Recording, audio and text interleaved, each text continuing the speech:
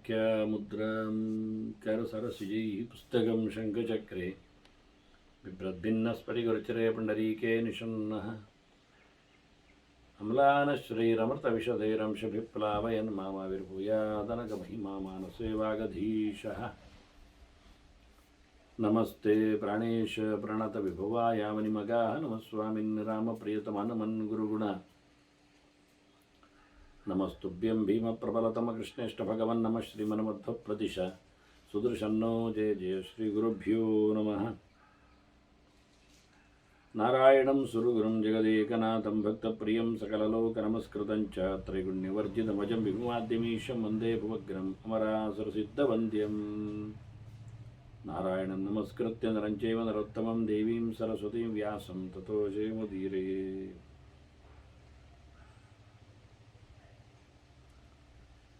ವೇದವ್ಯಾಸರ ಮಹಾಭಾರತದ ಚಿಂತಕರಿಗೆ ವಂದನೆಗಳು. ಶಾಂತಿ ಪರ್ವದ 516ನೆಯ ಪ್ರವಚನ.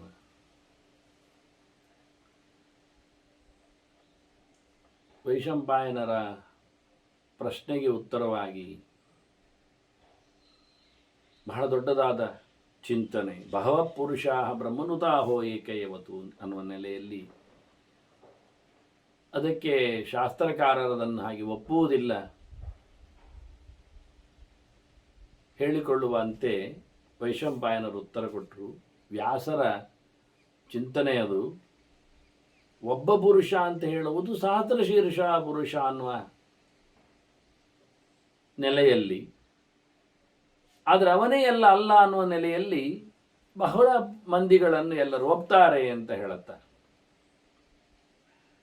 ಇದನ್ನು ಮತ್ತೆ ಸ್ಪಷ್ಟತೆಯಾಗಿ ವೈಶಂಪಾಯನ ಹೇಳ್ತಾರೆ. ಉತ್ಸರ್ಗೇಣ ಅಪವಾದೇನ ಋಷಿಭಿ ಕಮಲಾದಿಭಿ ಅಧ್ಯಾತ್ಮಚಿಂತಾಮಾಶ್ರಿತ್ಯ ಶಾಸ್ತ್ರಾಣಿ ಉಕ್ತಾನಿ ಭಾರತ. ಕಪಿಲ ಆಗಲಿ, ದತ್ತಾತ್ರೇಯ ಆಗಲಿ, ವ್ಯಾಸರಾಗಲಿ ಎಲ್ಲ ಋಷಿಗಳು ಚಿಂತನೆಯನ್ನು ಚೆನ್ನಾಗಿ ನಡೆಸಿಯೇ ಶಾಸ್ತ್ರಗಳನ್ನು ಕೊಟ್ಟದ್ದು. ಉತ್ಸರ್ಗ ನಿಯಮ, ಅಪವಾದ ನಿಯಮ ಎಲ್ಲ ಇರ್ತದಲ್ಲ, ಅದನ್ನೆಲ್ಲ ಹಾಕಿಕೊಂಡೆ ಸೃಷ್ಟಿಯ ಚಿಂತನೆಯನ್ನು, ಲಯದ ಪ್ರಕಾರವನ್ನು ನಾನು ಕಳೆದ ವಾರ ಅದನ್ನು ಹೇಳಿದ್ದೆ. ಹೇಗೆ ಕ್ರಮ ತಾರತಮ್ಯದ ಬಗ್ಗೆ ಮಾತಾಡಿದ್ದು ಅಂತ. ಉತ್ಸರ್ಗ ಅಂದರೆ ಸೃಷ್ಟಿ ಅಂತ ಇಟ್ಕೊಳ್ಳಿ, ಸರ್ಗ. ಅಪವಾದ ಅಂದರೆ ಅಪವಾಹ, ಲಯ ಅಂತ ಇಟ್ಕೊಳ್ಳಿ. ಹಾಗೆ ಸೃಷ್ಟಿಯ ಕ್ರಮದಲ್ಲಿ ನೋಡಿ, ಲಯದ ಕ್ರಮದಲ್ಲಿ ನೋಡಿ, ಯಾರು ದೊಡ್ಡವರು ಯಾರು ಸಣ್ಣವರು, ಎಷ್ಟು ಜನ ಇದ್ದಾರೆ. ಬಹಳ ಕಾಲದ ನಂತರ ಸೃಷ್ಟಿಯಲ್ಲಿ ಬಂದದ್ರಿಂದ ಬಹಳ ಜನ ಇರಲೇಬೇಕಲ್ವ, ಒಬ್ಬನಾದರೆ ಹೇಗೆ? ಹೀಗೆ ಅನೇಕ ಪ್ರಕಾರಗಳಿಂದ ಚಿಂತನೆಗಳನ್ನು ಮಾಡಿಕೊಂಡು ಸಾಮಾನ್ಯವಾಗಿ ನೋಡಿಕೊಂಡು ವಿಶೇಷವಾಗಿ ಪ್ರತಿಯೊಂದು ವಿಶೇಷಾಂಶಗಳನ್ನು ಗಮನಿಸಿಕೊಂಡು ಶಾಸ್ತ್ರಗಳನ್ನು ಹೇಳಿದ್ದಾರೆ. ಮತ್ತೆ ಮುಖ್ಯವಾಗಿ ಒಟ್ಟಂದದಲ್ಲಿ ಹೇಳಿದರೆ ಸಮಾಸದಸ್ತು ಯತ್ ವ್ಯಾಸ ಪುರುಷೈಕತ್ವ ಮುಕ್ತವ. ಸಾಮಾನ್ಯಾಕಾರದಲ್ಲಿ ವಿಸ್ತಾರಗೊಳಿಸದೆ ಒಂದೊಮ್ಮೆ ಏಕವಾಕ್ಯದಲ್ಲಿ ಹೇಳುವ ನೆಲೆಯಲ್ಲಿ ನೋಡಿಕೊಂಡ್ರೆ, ಆ ನೆಲೆಯಲ್ಲಿ ಏಕಪುರುಷನನ್ನು ಪುರುಷೈಕವಾದವನ್ನೆಲ್ಲ ಹೇಳಿದ್ದು ಕಂಡ್ರೆ ಅದಕ್ಕೆಲ್ಲ ಕಾರಣಗಳಿವೆ. ತತ್ತೇಹಂ ಸಂಪ್ರವಕ್ಷ್ಯಾಮಿ, ಅದರ ಬಗ್ಗೆ ನಾನು ನಿನಗೆ ಸ್ಪಷ್ಟತೆಯನ್ನು ಕೊಡ್ತೇನೆ. ಅದು ಪ್ರಸಾದಾತ್ ಅಮಿತೋಜಸ, ದೇವರ ಅನುಗ್ರಹದಿಂದಲೇ ಮಾತಾಡಬೇಕು. ಇದರ ಬಗ್ಗೆ ನಾನು ನಿನಗೆ ಇತಿಹಾಸವನ್ನು ಹೇಳಬೇಕಾದರೆ ಇದೊಂದು ನಡೆದ ಘಟನೆ, ಇಂದಿನ ವೃತ್ತಾಂತ. ಬ್ರಹ್ಮದೇವರಿಗೂ ಶಿವನಿಗೂ ಆಗಿರತಕ್ಕಂಥ ಸಂವಾದದ ಚಿಂತನೆ ಇದು ಅದ್ಭುತವಾದ ವಿಷಯ. ಈ ವಿಷಯದಲ್ಲಿ ಕ್ಷೀರೋದಸ್ಯ ಸಮುದ್ರಸ್ಯ ಮಧ್ಯೆ ಹಾಟಕ ಸಪ್ರಭ, ಕ್ಷೀರೋದ ಸಮುದ್ರ, ಅದರ ನಡುವೆಯಲ್ಲಿ ಒಂದು ಬಂಗಾರದ ಬಣ್ಣದ ಒಂದು ಪರ್ವತ, ವೈಜಯಂತ ಇದು ಖ್ಯಾತಃ ಪರ್ವತ ಪ್ರವರೋ ನೃಪ. ಅದಕ್ಕೆ ವೈಜಯಂತ ಅಂತ ಹೆಸರು. ವೈಜಯಂತೆ ಸಮಾಸೀನಂ ಅಂತ ಹೇಳಿಕೊಂಡು ಬೇರೆ ಕಡೆ ನೀನು ಕೇಳಿಕೊಂಡಿದ್ದೀವಿ. ಶಿವ ಅಲ್ಲಿಗೆ ಒಂದು ಮಾತಾಡಿದ್ದಾನೆ. ವೈಜಯಂತದಲ್ಲಿ ಬ್ರಹ್ಮ ಇದ್ದಾಗ ಅವರ ಮಾತುಕತೆ ಆದದ್ದು. ಅದು ವೈಜಯಂತ ಅಂದರೆ ಏನು? ವೈಜಯಂತ ಅಂದರೆ ಕ್ಷೀರೋದದಲ್ಲಿ ಮಧ್ಯದಲ್ಲಿ ಇರತಕ್ಕಂತಹ ಪರ್ವತ.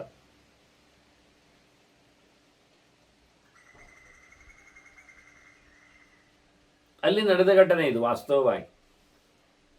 ತತ್ರಾಧ್ಯಾತ್ಮಗತಿನ್ ದೇವಃ ಏಕಾಕಿ ಪ್ರವಿಚಿಂತಯನ್. ಅಲ್ಲಿ ಚತುರ್ಮುಖ ಒಬ್ಬನೇ ಕೂತು ಚಿಂತನೆ ಮಾಡ್ತಾ ಇರ್ತಾನೆ,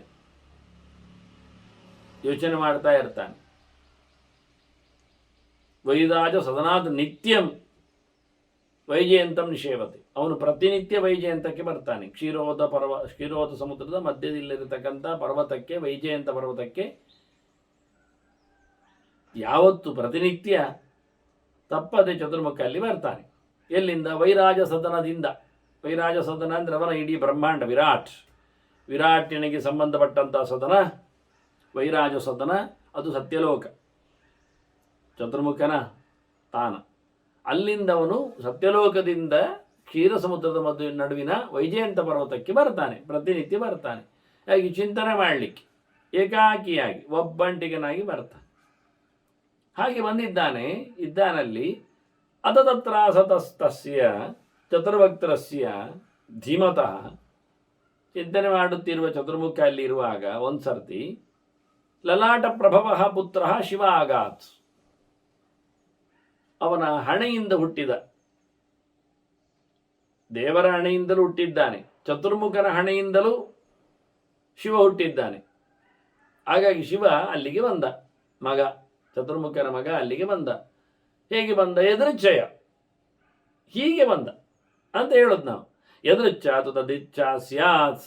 ಎದೃಚ್ಛೆ ಅಂದರೆ ದೇವರ ಇಚ್ಛೆ ಅಂತಲೇ ಅರ್ಥ.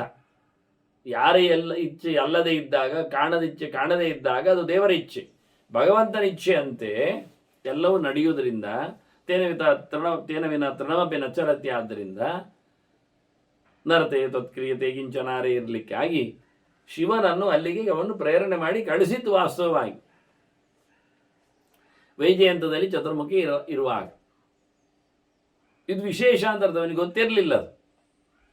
ಅದನ್ನು ನೋಡಿ ಅಲ್ಲಿ ಬಂದು ಬಿಟ್ಟವ. ತದಕ್ಕಾದ ನಿಪಪಾತಾಶು. ಅವನು ಆಕಾಶದಲ್ಲಿ ಹೋಗ್ತಾ ಇದ್ದ. ಹಾಗೆ ಪರ್ವತದಲ್ಲಿ ಚತುರ್ಮುಖನನ್ನು ಕಂಡ ಶಿವ, ಅಲ್ಲಿಗೆ ಇಳಿದು ಬಿಟ್ಟ. ಪವಂದೇ ಚಾಪಿ ಪಾದಯೋ.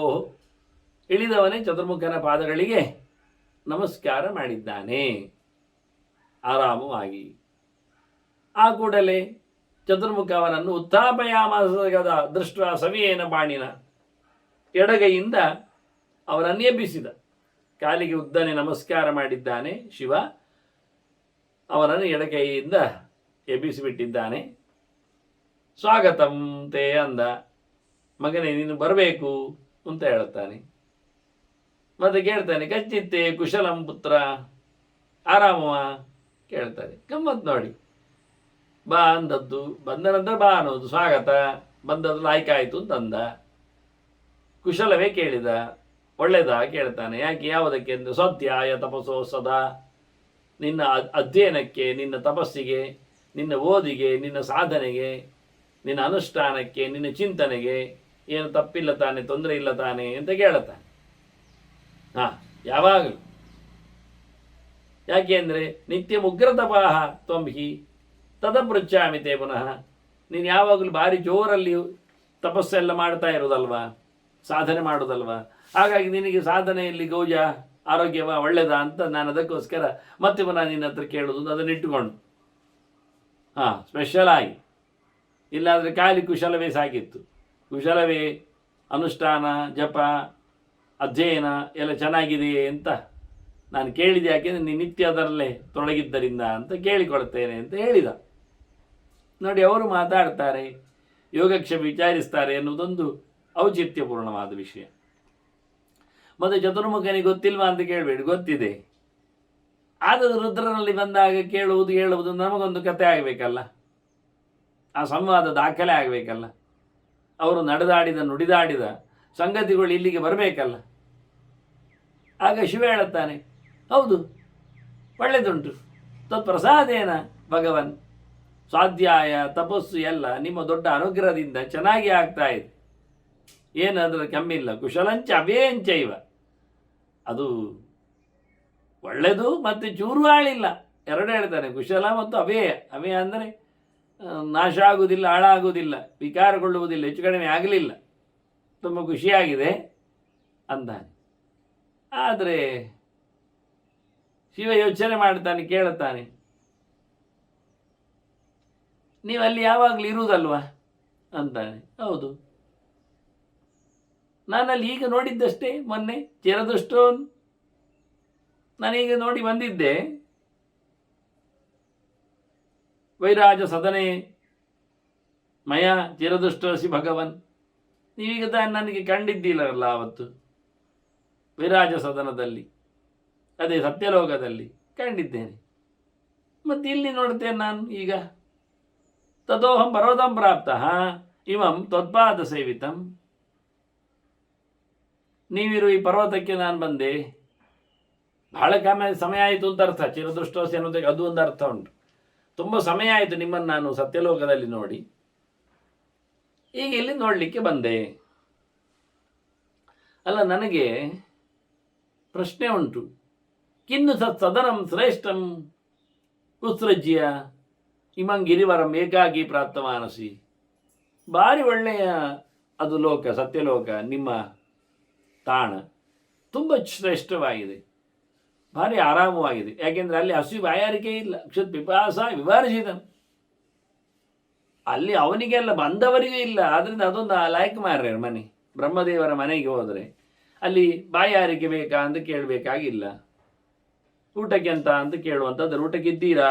ಹಿಂದೆಲ್ಲ ಹಾಗೆ ಅಂಗಳಕ್ಕೆ ಅತಿಥಿಗಳೆಲ್ಲ ಬಂದಾಗ ಅವರಿಗೆ ಬೆಲ್ಲ ನೀರೆಲ್ಲ ಕೊಟ್ಟ ಬಳಿಕ ಮತ್ತೆ ಮಾತಾಡ್ತಾ ಏನು ವಿಷಯ ಹೀಗೆ ಎಲ್ಲ ಕೇಳ್ತಾ ಮತ್ತೆ ಮೆಲ್ಲಕ್ಕೆ ಪ್ರಸ್ತಾವ ಮಾಡುದು. ಎಂಥದ್ದು, ಮಧ್ಯಾಹ್ನಕ್ಕಿದ್ದೀರಾ, ಊಟಕ್ಕೆ ಹಾಕೋಣ, ಇರಬೇಕಲ್ಲ ಶನಕ್ಕೆ ಅಂತ ಕೇಳುದು. ಇಲ್ಲಪ್ಪ, ಪಕ್ಕ ಹೋಗ್ಲಿಕ್ಕುಂಟು, ಅಲ್ಲಿ ಪಕ್ಕತ್ತೆ ತೆರಳಬೇಕು ಮತ್ತೆ ಅಂತ ಅವರು ಹೇಳಿದರೆ ಆಯಿತು. ಇಲ್ಲ, ಆಗ ಆಗಲಿ ಅಶನ ಅಂದರೆ ಅದಕ್ಕೆ ವ್ಯವಸ್ಥೆ. ಇಲ್ಲಿ ಬ್ರಹ್ಮದೇವರ ಮನೆಗೆಲ್ಲ ಬಂದರೆ ಅಲ್ಲಿ ಆರಾಮ, ಅಲ್ಲಿ ಹಸಿವು ಬಾಯಾರಿಕೆ ಇಲ್ಲ. ಅದೇ ಅದ್ಭುತವಾದದ್ದು. ಅಂತಹ ಒಂದು ಸ್ವಚ್ಛವಾದ ಭೂಮಿ ಅದು. ಅದರಿಂದ ರೇವತ ರಾಜ ಅವತ್ತು ತನ್ನ ಮಗಳನ್ನು ತಗೊಂಡೋಗಿ ಮದುವೆಗೆ ಯಾರಿಗೆ ಕಟ್ಟುವುದು ಅಂತ ಕೇಳಲಿಕ್ಕೆ ಹೋದಾಗ ಬಹಳ ಸಮಯ ಇದ್ದು ಬಿಟ್ಟ ಅಲ್ಲಿ. ಹಾಗೆ ಅಲ್ಲಿ ಸಂಗೀತ ಕಚೇರಿ ಆಗ್ತಾ ಇತ್ತು, ಹಾಡು ವೀಣಾವಾದ ನಡೀತಾ ಇತ್ತು. ಇರಲಿ ಅಂತ ಸ್ವಲ್ಪ ಕಾದ, ಅದು ಮುಗಿಲಿ ಮತ್ತೆ ಮಾತಾಡುವ ಅಂತ, ಫಂಕ್ಷನ್ ಆಗಲಿ ಅಂತ. ಮತ್ತೆ ಕೇಳಿದ. ಅಷ್ಟೊತ್ತು ಸ್ವಲ್ಪ ಹೊತ್ತಲ್ವ ಕೇಳ್ತಾ ಇದ್ದಾನಲ್ಲ ಹೇಳುವಾಗ, ಹಾಗೇನವನಿಗೆ ಹಸಿ ಬಾಯಾರಿಕೆ ಆಗುವುದಿಲ್ಲಲ್ವಾ? ಇಲ್ಲ. ಪ್ರೋಗ್ರಾಮ್ ಮುಗಿದ ನಂತರ ಮತ್ತೆ ಕೇಳುವಾಗ ಏನಾದರೂ ಕೊಟ್ಟಾರು ಇಟ್ಕೊಳ್ಳಿ, ಯೋಚನೆ ಮಾಡುವ. ನೋಡಿ, ಅವನು ಸತ್ಯಲೋಕಕ್ಕೆ ಸಶರೀರನಾಗಿ ಹೋಗಿದ್ದಾನೆ ಮಗಳನ್ನು ಕರ್ಕೊಂಡು ಈ ಹುಡುಗಿಗೆ ಗಂಡ ಯಾರ ಅಂತ ಕೇಳಲಿಕ್ಕೆ. ನೋಡಿ, ಇದು ಒಳ್ಳೆ. ಯಾರ ಹತ್ರ ಪ್ರಶ್ನೆ ಕೇಳುವುದಕ್ಕಿಂತ ಪ್ರಶ್ನೆಯವರು ಎಂತ ಹೇಳ್ತಾವ ಸುಮ್ಮನೆ. ನಿಜವಾಗಿ ಪ್ರಶ್ನೆ ಹೇಳಬೇಕು ಯಾವಾಗ, ಅದು ಕುಂಡಲಿ ನೋಡಿ ಹೇಳಬೇಕು, ಬೇರೆ ಎಂಥದ್ದು ನೋಡಲಿಕ್ಕಿಲ್ಲ. ಖಾಲಿ ಗ್ರಹಗಳ ಚಾರದಲ್ಲಿ, ಅವುಗಳ ನವಾಂಶಾದಿಗಳ ವ್ಯವಸ್ಥೆಗಳಲ್ಲಿ, ಒಂದಕ್ಕೊಂದರ ಪೂರಕತ್ವದಲ್ಲಿ, ಬಾಧಕತ್ವದಲ್ಲಿ, ಯೋಗದಲ್ಲಿ, ಕಾರಕತ್ವದಲ್ಲಿ ಅದನ್ನು ಹೇಳಬೇಕು. ಅದು ಗಡ್ಸು ಅಂದರೆ ಆಗ ಶಾಸ್ತ್ರವನ್ನು ಓದಿದ್ದಾನೆ ಅಂತ ಅರ್ಥ. ಎಲ್ಲ ಶಾಸ್ತ್ರಗಳ ಉಪಸ್ಥಿತಿ ಏಕತ್ರ ಬಂದರೆ ಅದನ್ನು ಒಂದಕ್ಕೊಂದು ಹೊಡೆದಾಡಿಸಿಕೊಂಡು ಚಿಂತನೆ ಮಾಡಿಕೊಂಡ್ರೆ ಅದು ಸಿದ್ಧಿಯ ಬಲದಲ್ಲಿ ಎಲ್ಲ ಹೇಳುವುದಲ್ಲ. ಅದೆಲ್ಲ ಒಂದು ಹೇಳಿದ್ರೆ ಆಯಿತು ಅಂತ ಹೇಳುವುದಲ್ಲ, ನೋಡಿದ ತಕ್ಷಣ ಹೇಳುವುದು ಅಲ್ಲ. ಲೆಕ್ಕಾಚಾರ ಮಾಡಿ ಒಂದಕ್ಕೊಂದು ಶಾಸ್ತ್ರಗಳ ವಾಕ್ಯಗಳನ್ನು ಜೋಡಿಸಿ ಅದನ್ನು ಮೇಲೆ ಕೆಳಗೆ ಮಾಡಿ ಕೂಡಲೇ ಪ್ರಶ್ನೆ ಹೇಳಲಿಕ್ಕೆ ಬರುವುದಿಲ್ಲ. ಗುಂಡಲ್ಲಿ ನೋಡಿದರೆ, ಗುಂಡಲ್ಲಿ ನೋಡಿ ಗಂಟೆಗಟ್ಟಲೆ ನೋಡಿದ ನಂತರ ಒಂದೊಂದು ಚೂರು ಮಾತಾಡಲಿಕ್ಕೆ ಬರ್ತದೆ. ಮತ್ತು ಒಂದಕ್ಕೊಂದು ಹೊಡೆದಾಡಿಕೊಳ್ಳುವುದನ್ನು ಪ್ಲಸ್ ಮೈನಸ್ ಎಲ್ಲ ಮಾಡಿಕೊಂಡಾಗ ತೀರ್ಮಾನಕ್ಕೆ ಹೇಳಲಿಕ್ಕೆ ಆಗ್ತದೆ. ಆಗ ವಿಷಯ ಹೇಳ್ಬೋದು, ಎಂಥ ವಿಷಯ ಏನು ಅಂತ.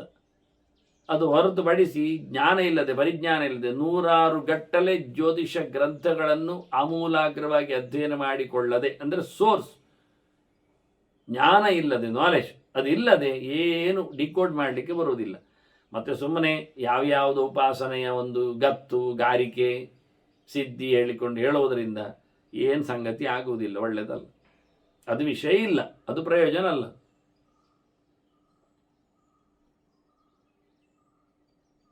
ಹೀಗಾಗಿ ಬಹಳ ಚಂದವಾಗಿ ಬ್ರಹ್ಮದೇವರ ಹತ್ರ ಕೇಳಲಿಕ್ಕೆ ಸೀದಾ ಹುಡುಗಿಯನ್ನೇ ಕರ್ಕೊಂಡು ಹೋಗಿದ್ದಾನೆ. ಇನ್ನು ಡೌಟ್ ಬಂದರೆ ಅವರಿಗೆ, ಯಾವ ಮಗಳು, ಯಾರು, ನಾನು ಅವಳ ಮೋರೆ ನೋಡಿ ಹೇಳುತ್ತೇನೆ, ಎಲ್ಲ ಹೇಳೋದು ಬೇಡ ಅಂತ ಚಂದ ಮಾಡಿದ್ದಾನೆ ಇವ. ಅಂದರೆ ಮುಖ ಸಾಮುದ್ರಿಕವು ಒಂದುಂಟಲ್ಲ ಜ್ಯೋತಿಷದಲ್ಲಿ, ಮೋರೆ ನೋಡಿ ಹೇಳುವುದು, ಹಸ್ತ ಸಾಮುದ್ರಿಕ, ಕೈ ನೋಡಿ ಹೇಳುವುದು ಎಲ್ಲ ಉಂಟು, ಬಂದ ಶಕುನ ನೋಡಿ ಹೇಳುವುದು ಉಂಟು. ಅದೆಲ್ಲ ಅದರಲ್ಲೇ ಬಂದದ್ದೇ. ಜ್ಯೋತಿಷದ ಅಂಗೋಪಾಂಗಗಳಲ್ಲಿ ಸೇರಿಕೊಳ್ತದದು. ಹಾಗೆ ಅವನು ಈಗ ಪ್ರೋಗ್ರಾಮ್ ಮುಗಿಲಿ ನಾನು ಕೇಳುತ್ತೇನೆ ಅಂತ ಕೇಳಿದ ತಕ್ಷಣ ಬ್ರಹ್ಮದೇವರು ಕೇಳಿಬಿಟ್ರು, ಯಾವ ಹುಡುಗರೆಲ್ಲ ಈಗ ರಾಜಕುಮಾರರು ನಿನ್ನ ತಲೆಯಲ್ಲಿದ್ದಾರೆ ಅಂತ. ಈಗ ಬಹಳಷ್ಟು ಖುಷಿಯಲ್ಲಿ ಆಯಿತು, ತನಗೆ ಗೊತ್ತಿದ್ದವರನ್ನೆಲ್ಲ ಹೇಳಲಿಕ್ಕೆ ಶುರು ಮಾಡಿದ. ಹಾಗೆ ಬ್ರಹ್ಮದೇವ ಹೇಳ್ತಾನೆ, ಅವರು ಯಾರು ಈಗ ಇಲ್ಲ ಅಲ್ಲಿ ಅಂದ. ಯಾಕೆ, ನೀನು ಬಂದು ಬಹಳ ಸಮಯ ಆಗಿದೆ, ಇದು ಯುಗಗಟ್ಟಲೆ ತಿರುಗಿದೆ ಇಲ್ಲಿ, ನಿನಗೆ ಗೊತ್ತಾಗಲಿಲ್ಲ ಅದು ಕಾಲ ತೆರಳಿದ್ದು. ಹಾಗಾಗಿ ಈಗ ಇರುವುದು ಬೇರೆ. ಈಗ ಯದುಕುಲ ಸಾಮ್ರಾಜ್ಯದಲ್ಲಿ ಬಲರಾಮ ಇದ್ದಾನೆ, ಅದಾಗ ನೋಡಿ ಹುಡುಗಿ ತಗೊಂಡೋಗಿ ಕೊಡು ಅಂತ. ಅಂದರೆ ಅವನು ಆ ಹುಡುಗಿಯನ್ನು ಅವನಿಗೆ ಕೊಡ್ಲಿಕ್ಕೋಸ್ಕರವೇ ಇಲ್ಲಿ ತಂದದ್ದು ನೋಡಿ. ಹಾಗೆ ಮಾಡಿದ್ದಾರೆ ದೇವರು ಪ್ಲ್ಯಾನ್. ಇಲ್ಲದಿದ್ದರೆ ಅಲ್ಲೇ ಇದ್ದರೆ ಬಲರಾಮನದು ಹೇಗೆ ಸಿಗ್ತಿತ್ತು ಆ ಹುಡುಗಿ? ಸಿಗಲಾರದ್ದು. ಆ ಕಾಲಘಟ್ಟದಲ್ಲಿ ಯಾವತ್ತೋ ಅದು ಹುಟ್ಟಿದೆ, ಯಾವತ್ತೋ ಬಲರಾಮನಿದ್ದಾನೆ. ಅದು ಹುಡುಗಿ ಭಾರಿ ವರ್ಷದ ಹಿಂದಿನದು, ಯುಗಾಂತರದ್ದದು ಲೆಕ್ಕಾಚಾರ ನೋಡ್ಲಿಕ್ಕೆ ಹೋದರೆ. ಮತ್ತು ಬಹಳ ಗೌಜಿದ್ದು, ಯಾಕೆ ಸತ್ಯಲೋಕಕ್ಕೆ ಹೋಗಿ ಬಂದಿದೆ ಅದು. ಈಗ ಅದು ಪರದೇಶದ್ದು ಅಂತೇಳಿ ಅದಕ್ಕೆ ಇದಾಕಿ ಯಾರು ಎಂತ ಹೇಳಿ ಯಾರು ಬಹಿಷ್ಕಾರ ಎಲ್ಲ ಹಾಕಿ ಬಲರಾಮನಿಗೆ ಪಂಕ್ತಿ ಇಲ್ಲ. ಯಾಕೆ, ಪರದೇಶದ ಹುಡುಗಿಯನ್ನು ಅವ ಕಟ್ಟಿಕೊಂಡು ಪರದೇಶಕ್ಕೆ ಹೋಗಿ ಬಂದ, ಪರದೇಶ ಅಂದರೆ ಪರಲೋಕಕ್ಕೆ ಒಂದು ಲೆಕ್ಕಾಚಾರದಲ್ಲಿ ಹೋಗಿ ಬಂದ ಹುಡುಗಿ ನಮ್ಮ ನೆಲವನ್ನು ಬಿಟ್ಟಿದೆ. ಹೋಗಿ ಬರುವಾಗ ಎಷ್ಟೋ ದಿವಸ ಅದಕ್ಕೆ ಜಪದಪ ಅನುಷ್ಠಾನ ಪೂಜೆ ಪುನಸ್ಕಾರ ಅದೆಲ್ಲ ಆಗಲಿಲ್ಲ, ಸ್ನಾನ ಸಂಧ್ಯಾವಂದನೆ ಆಗಲಿಲ್ಲ. ಈಗ ಬಲರಾಮ ದುಷ್ಟ ಭ್ರಷ್ಟ ಕೆಟ್ಟವ, ಅವನನ್ನು ಹೊರಗಿಡಬೇಕು, ಊಟಕ್ಕೆ ಕರಿಬಾರ್ದು. ಮೈನ್ ಊಟಕ್ಕೆ, ಇವೆಲ್ಲ ಸಾಯುವುದೆಲ್ಲ ಊಟದಲ್ಲೇ ಎಲ್ಲ ಸಾಯುವುದು. ಸಾಯಲಿಕ್ಕೆ ಬಂದವುಗಳು ಇವುಗಳು, ಮತ್ತೆಂತ ಸಾಧನೆ ಮಾಡೋದಿಲ್ಲ. ಅದು ಸಮರ್ಪಣೆ ಆಗಿದೆಯಾ, ಸಮರ್ಪಣೆ ಸರಿ ಮಾಡಿದ್ದಾರ, ಅದು ಬಾವಿ ನೀರಿದ್ದ, ಅದು ಕೊಳಾಯಿಯಲ್ಲಿ ಬಂದದ್ದ, ಅದು ಅವನು ಮಿಂದಿದ್ದಾನ, ತತ್ವನ್ಯಾಸ ಮಾಡಿದ್ದಾನ, ಅಡುಗೆಯವ ಅವನು ಗೋಪಿ ಹಚ್ಕೊಂಡಿದ್ದಾನ, ಅವು ತೀರ್ಥ ಆದರೂ ತಗೊಂಡಿದ್ದಾನ, ಅವನಿಗೆ ನಿರ್ಮಾಲ ತೀರ್ಥ ಕಥೆ ಆದರೂ ಗೊತ್ತುಂಟ. ಇದು ಯಾವುದು ಕೇಳೋದಿಲ್ಲ, ಹೇಳೋದಿಲ್ಲ, ಯೋಚನೆ ಮಾಡೋದಿಲ್ಲ. ಅದು ಇವುಗಳು ತಿನ್ನೋವುಗಳಿಗಿದ್ರೆ ತಾನೆ, ಅದೆಲ್ಲ ಬಳಸೋಗಳಿಗಿದ್ರೆ ತಾನೆ ಇವೆಲ್ಲ. ಆದರೆ ಇದು ಯಾರಿಗೂ ಅದಿಲ್ಲ, ಅದು ಬೇಕಾಗಿಯೇ ಇಲ್ಲ. ತಿನ್ನುವವನಿಗೂ ಬೇಡ ಆ ಕ್ವಾಲಿಫಿಕೇಷನ್ಸ್ಗಳು, ಆ ಲಕ್ಷಣಗಳು, ಆ ವ್ಯವಸ್ಥೆಗಳು, ಆ ಚಿಂತನೆಗಳು. ಮತ್ತು ಬಡಿಸುವವನಿಗೂ ಬೇಡ, ಮತ್ತು ಅಡುಗೆವನಿಗಂತ. ಅವರೊಬ್ಬರು ಕೇಳಿದರೆ ಒಟ್ಟಾದರೆ ಹೇಳ್ತಾರೆ. ಹಾಗೆ ನೀವು ಅಡುಗೆಯವರನ್ನು ಕೇಳಿದರೆ ಹೇಳ್ತಾರೆ, ತಿನ್ನುವ ಮಾಡ್ತಾನ, ಅವನಿಗೆ ಗೊತ್ತುಂಟ ಜಪ ಅಂತ, ಮುಗಿದೋಯ್ತಲ್ಲ. ಪೂಜೆ ಮಾಡೋನಿಗೆ ಕೇಳ್ತಾರೆ, ನಿಂಗೆ ಗೊತ್ತುಂಟ ಸಮರ್ಪಣೆ ಮಾಡಲಿಕ್ಕೆ ಹೇಗೆ ಗೊತ್ತುಂಟ? ಕಲಿತರೆ ತಾನೇ ಗೊತ್ತಿರೋದು. ಎಲ್ಲ ಪೂಜೆ ಪುನಸ್ಕಾರ ಎಲ್ಲ ಗೌಜಿ ಗದ್ದಲದಲ್ಲಿ ಆಗ್ತದೆ, 100 ಐಟಮ್ಗಳೆಲ್ಲ ಬರ್ತಾವೆ. ಒಂದಕ್ಕೂ ಸರಿಯಾಗಿ ಇವತ್ತು ನಾನು ಚಾಲೆಂಜ್ ಆಗಿ ಹೇಳುತ್ತೇನೆ, ಒಂದಕ್ಕೂ ಸರಿಯಾಗಿ ಸಮರ್ಪಣೆ ಮಾಡಲಿಕ್ಕೆ ಗೊತ್ತಿಲ್ಲ. ತಂತ್ರಾಂಶ ಗೊತ್ತಿಲ್ಲ, ಮಂತ್ರಾಂಶ ಗೊತ್ತಿಲ್ಲ, ಇನ್ನೆಂಥದ್ದು ಹೇಳೋದು. ಹಾಗಾಗಿ ಬಹಳ ಅದ್ದೂರಿಯಾಗಿ ವಿಚಿತ್ರವಾಗಿ ಬಲರಾಮ ಹುಡುಗಿಯನ್ನು ನೋಡಿದ. ಇವ ರಾಜ ಬಂದು ಕೊಟ್ಟ, ರೇವತ ನಿಮಗೆ ಕೊಡ್ಲಿಕ್ಕೆ ಹೇಳಿದ್ದಾರೆ ಬ್ರಹ್ಮದೇವರಿಗೆ, ಹುಡುಗಿಯನ್ನು ತಗೊಂಬಿಡಿ. ಮಂಟಪ ಬಾರಿ ಜೋರು ಕಟ್ಟಿರ್ಬೇಕು ಆವತ್ತು, ಯಾಕೆಂದ್ರೆ ಅದು ಹುಡುಗಿ ಭಯಂಕರ ಉದ್ದ ಇತ್ತು. ಮತ್ತು ಬಲರಾಮನಲ್ಲಿ ಐಟಮ್ಸ್ಗಳೆಲ್ಲ ಉಂಟು ಅದಕ್ಕೆ ಸರಿಯಾಗಿ. ಅವ ಆ ಕಾಲದಲ್ಲಿ ಎಲ್ಲ ಉಪಯೋಗಿಸಿಕೊಂಡಿದ್ದಾನೆ, ಆರ್ಟಿಫಿಷಿಯಲ್ ಇಂಟೆಲಿಜೆನ್ಸ್. ಅವ ಚಂದವಾಗಿ ಅನಿಮೇಷನ್ ಟೆಕ್ನಾಲಜಿಗಿಂತ ಮಿಗಿಲಾಗಿ ಆ ಹುಡುಗಿಯನ್ನು ತನ್ನ ನೇಗಿಲಿನಲ್ಲಿ ಉದ್ದಕ್ಕಿದ್ದದ್ದನ್ನು ಎಳೆದ, ತನ್ನ ಕುತ್ತಿಗೆಗೆ ಸಮವಾಗಿ ಮಾಡಿಕೊಂಡ. ಅಷ್ಟೊತ್ತಿನಲ್ಲಿ ಕಂಡಾಬಟ್ಟೆ ದಪ್ಪ ಇತ್ತು ಆ ಕಾಲದ ಎತ್ತರಕ್ಕೆ ಸರಿಯಾಗಿ. ಅದು ತನ್ನ ಕೈಯಲ್ಲಿ ಅವನಲ್ಲಿ ಉಜ್ಜೇರುಂಟು, ಅಂದರೆ ಒನಕೆ, ಅದರಲ್ಲಿ ಅದನ್ನು ಆಚೆ ಈಚೆ ಬಡ್ದು ಸರಿ ಮಾಡಿ ಸೈಸಿಗೆ ತಂದ. ಅಲ್ಲಿ ಮುಗಿದಾಯಿತು. ನಮ್ಮದು ಭಾರಿ ಲಾಯಕ್ಕಾಗಿರತಕ್ಕಂತಹ ಕ್ರಾಪ್ ಮಾಡುವ ವಿಧಾನಗಳು, ಇಂಥದ್ದೆಲ್ಲ ಟೂಲ್ಸ್ ಎಲ್ಲ ಸಿಗುವುದಿಲ್ಲ ಇವತ್ತು. ನೇಗಿಲೊಂದೊಂದು ಟೂಲ್ಸ್ ಮಾಡಿದ್ದಾರೆ, ನಿಮ್ಮ ಕಂಪ್ಯೂಟರಲ್ಲಿ ಇಲ್ಲ. ಕ್ರಾಪ್ ಮಾಡಲಿಕ್ಕೆ ಹೇಳುವಾಗ ಅಂಥದ್ದಲ್ಲಿ ಎಳೆಯುವುದು, ಅಡ್ಡಕ್ಕೆ ಬಡಿಯುವುದು, ಸಮ ಆಯಿತು. ನಾವು ಬಲರಾಮನಿಗೆ ಸರಿಯಾಗಿ ಅವನು ಸೈಜ್ ಮಾಡಿಕೊಂಡ. ಅಲ್ಲಿ ಮಂಟಪದಲ್ಲಿ ಮದುವೆ ಆಯಿತು, ಗೌಜಿ ಆಯಿತು. ಅದರದ್ದು date of birth, Aadhaar card ಯಾವುದು ಕೇಳಬೇಡಿ. ಆ ಹುಡುಗಿದ್ದು ಅದು ಯಾವ ಕಾಲದ್ದೇನು, ಅದಕ್ಕೆ ರಿಜಿಸ್ಟ್ರೇಷನ್ನ ವ್ಯವಸ್ಥೆ ಇಲ್ಲ. ಆದ್ದರಿಂದ ವಿವಾಹ ನೋಂದಣಿ ಆಗಲಿಲ್ಲ ಇವರದ್ದು. ಯಾಕೆ, ಆ ಹುಡುಗಿದ್ದಲ್ಲಿ ಬರುವುದಿಲ್ಲ. ಆದ್ದರಿಂದ ಏನು ಅದ್ಭುತ ಇತಿಹಾಸಗಳು ನೋಡಿ. ಇಷ್ಟು ಸಮಯ ಅಲ್ಲಿದ್ದರೂ ಇಬ್ಬರಿಗೂ ಸಹ ಹಸಿವೆ ಬಾಯಾರಿಕೆ ಆಗಲಿಲ್ಲ, ಗೊತ್ತೇ ಇಲ್ಲ ಅವರಿಗೆ. ಸಮಯ ನೋಡಿ ಯುಗಗಟ್ಟಲೆ ಹೋಗಿದೆ, ಊಟ ಉಪಚಾರ ಆಗಲಿಲ್ಲ. ಕ್ಷುತ್ಪಿಪಾಸ ವಿವರ್ಜಿತಂ, ಶಿವ ಹೇಳುತ್ತಾನೆ. ಏನು ತಾಣ ಬ್ರಹ್ಮಲೋಕ ಅಂದರೆ ಅದ್ಭುತ. ಬಂದವರಿಗೂ ಹಸಿವು ಬಾಯಾರಿಕೆ ಇಲ್ಲ, ಆ ಬಾಧೆಯೇ ಇಲ್ಲ. ಮನುಷ್ಯ ಆ 2 ಬಾಧೆಯಲ್ಲೇ ಸಾಯುದು. ತಿಂದ ನಂತರ ಕುಡಿತಾನೆ, ಕುಡಿದ ನಂತರ ತಿಂತಾನೆ, ಮತ್ತೆ ಪುನಃ ಅದೇ ಮಾಡ್ತಾನೆ, ಅದೇ ಆಗ್ತಾನೆ. ಹಾಗಾಗಿ ಅವನನ್ನೇ ಅದು ಕುಡಿತದೆ, ತಿಂತದೆ. ಊಟ ಮಾಡಿದ್ದರಿಂದಲೇ ಅವನು ಸೋಲುವುದು, ಮುಗಿದೋಗುವುದು, ಖರ್ಚಾಗ್ತಾನವ, ವಿಕಾರ ಆಗ್ತದೆ ಅದರಿಂದ. ಅದೇ ಅವನು ಕುಡಿಯದಿದ್ದರೆ, ಉಣದಿದ್ದರೆ ಆರಾಮವಾಗಿರ್ತಿದ್ದ, ಚೆನ್ನಾಗಿ ಅದನ್ನು ಮೇಂಟೈನ್ ಮಾಡ್ತಿದ್ದವ. ವಾಸ್ತವವಾಗಿ ಈ ಬಾಡಿ ಅಂದರೆ ಶರೀರ ಅದು ಶ್ರಿಂಕ್ ಆಗುವುದಾಗಲಿ ಅಥವಾ ಅದು ಬಾತುಕೊಳ್ಳುವುದಾಗಲಿ ಕಾರಣ ಯಾಕೆ ಕೇಳಿದರೆ ಆಹಾರದ ಪರಿಣಾಮದಿಂದ. ಅದನ್ನು ಅದಕ್ಕೆ ಪೂರ್ಣ ಮಾಡೋದು ನಿಲ್ಲಿಸಿಕೊಂಡ್ರೆ ಅದು ಏಕಪ್ರಕಾರವಾಗಿ ಇರ್ತದಾಗ. ಹಾಗಿರುವಂತೆ ಮಾಡಿಸಿಕೊಳ್ಳಬೇಕು. ನೀವು ಅದನ್ನೆಲ್ಲ ಅಂಥ ಅದ್ಭುತವಾದಂಥ ಎಲ್ಲಿಯೂ ಸಿಗುವುದಿಲ್ಲ ಈ ನಮೂನೆಯದ್ದು ಫೀಚರ್ಸ್ಗಳು. ಹಸಿವು ಬಾಯಾರಿಕೆ ಇಲ್ಲದ್ದು ಅಂದ ತಕ್ಷಣ ಒಂದು ಅದ್ಭುತವಾದ ಚಿಂತನೆ ಅದು ಬದುಕಿನಲ್ಲಿ. ಆ ರೀತಿಯಾದ ತಾಣವನ್ನು ಬಿಟ್ಟು ನೀವು ಈ ದೊಡ್ಡ ಪರ್ವತಕ್ಕೆ ಯಾಕೆ ಬಂದದ್ದು? ಅದು ಒಬ್ಬರೇ ಅಂತಾನೆ. ಈ ವಿಹಾರಾನೆ ಅಂದಾಗ ಅದೊಂದು ವಿಷಯ ಬೇರೆ. ಬ್ರಹ್ಮಾಂಡ ಸಮೇತ ಬರುವುದು ಹಾಗೆಲ್ಲ ಇರ್ತದೆ, ಮನೆ ಮಂದಿ ಎಲ್ಲ ಸೇರಿ ಇರುವುದು ಇರ್ತದೆ, ಪರಿವಾರದವರೆಲ್ಲ ಬರ್ತಾರೆ, ಶಿಷ್ಯ ಸಮೂಹ ಎಲ್ಲ ಸೇರ್ತದೆ, ಫ್ರೆಂಡ್ಸ್. ಇದು ಎಂಥದಿಲ್ಲ, ಏಕಾಕಿ ಒಬ್ಬನೇ ಬಂದುಬಿಟ್ಟಿದೆಯಾ ಈ ಪರ್ವತಕ್ಕೆ. ಎಂಥ ಕಾರಣ ಅರ್ಥ ನನಗೆ ಕುತೂಹಲ ಆಗ್ತಾ ಉಂಟು, ಎಂಥದ್ದೊಂದು ಕೇಳಬೇಕು ಅಂತ ಕಾಣ್ತಾ ಉಂಟು. ಅದು ಅಲ್ಲಿ ಬೋರ್ ಆಯಿತು ಅಂತ ಹೇಳುವ, ಒಬ್ಬನೇ ಬರಲಿಕ್ಕೆ ಒಂದು ಗಮ್ಮತ್ತು ಇರ್ತದೆ. ಯಾವಾಗಲೂ ಬೋರ್ ಆದರೆ ಎಲ್ಲರೂ ಬಂದರೆ ಮತ್ತೆ ಪುನಃ ಬೋರೇ ಆಗುದು, ಉಳಿದವರು ಗಲಾಟೆ ಮಾಡ್ತಾರೆ. ಒಬ್ಬನೇ ಓಡುವುದು ಎಲ್ಲಿಗೆ ಕೇಳಿದರೆ ಅವನು ಯಾರು ಇರದಂತೆ ಮಾಡಲಿಕ್ಕೆ. ಯಾವಾಗ ಅಂದರೆ ಎಲ್ಲ ಕಿಚಿ ಕಿಚಿ ಎಲ್ಲ ತಪ್ಪಲಿಕ್ಕೆ. ಹಾಗಾಗಿ ಮತ್ತೆ ಇಲ್ಲಿ ಪುನಃ ಮನೆ ಮಂದಿಯನ್ನೆಲ್ಲ ಅಂದರೆ ಮತ್ತೆ ಪುನಃ ಇಲ್ಲಿ ಯಥಾ ಪ್ರಕಾರ ಶುರುವಾಗ್ತದೆ ಎಲ್ಲ.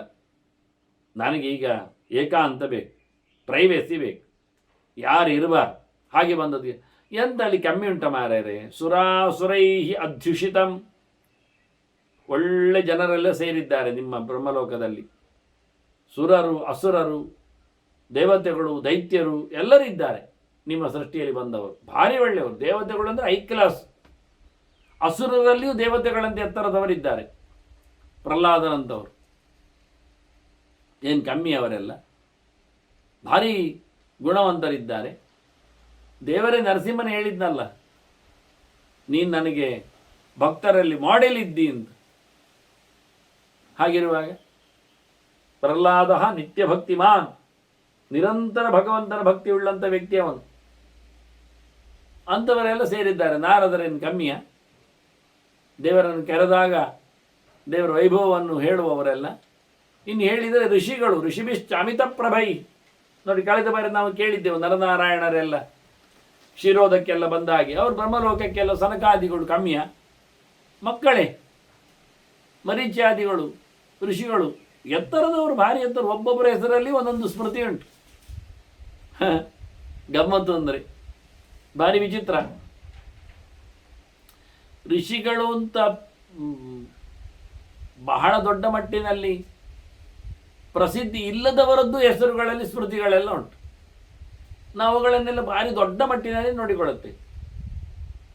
ಈ ಬೋಧಾಯನ, ಆಶ್ವಲಾಯನ, ಸಾಂಖ್ಯಾಯನ, ಇವರೆಲ್ಲ ಪುರಾಣ ಕಾಲದಲ್ಲಿ ಭಾರಿ ದೊಡ್ಡ ಜನರೇ ಅಲ್ಲ ಅವರು. ಎಲ್ಲಿ ದೊಡ್ಡ ಮಟ್ಟಿನಲ್ಲಿ ವೇದಾಂತದ ಉಪ್ಪರಿಗೆಯಲ್ಲಿ ಕಂಡವರೇ ಅಲ್ಲ ಅವರು. ಅಂಥವರೆಲ್ಲ ದೊಡ್ಡ ಸಂಗತಿ ಮಾಡಿಕೊಂಡು ಅದೇ ಒಂದು ದೊಡ್ಡ ಪರ್ವತ ಅಂತ ಮಾಡಿಕೊಂಡು ಆವತ್ತೆಲ್ಲ ಶೌನಕವರು ಕಲೀಲಿಕ್ಕೆ ಕೂತವರು. ಕಲಿಸ್ಲಿಕ್ಕೆ ನಿಂತವರಾದರೂ ಗ್ರಂಥ ಬರೆಯುವವರೆಲ್ಲ ಅಲ್ಲ ಅವರು.